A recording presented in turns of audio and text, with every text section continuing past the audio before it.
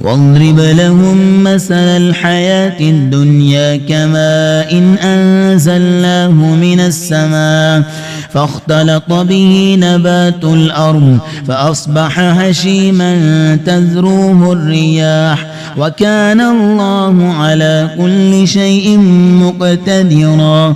المال والبنون زينة الحياة الدنيا والباقيات الصالحات خير عند ربك ثوابا وخير أملا.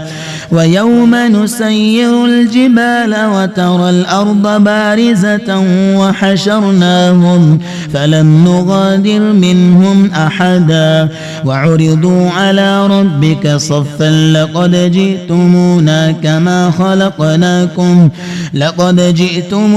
كما خلقناكم أول مرة بل زعمتم أن لن نجعل لكم موعدا. ووضع الكتاب فترى المجرمين مشفقين مما فيه ويقولون يا ويلتنا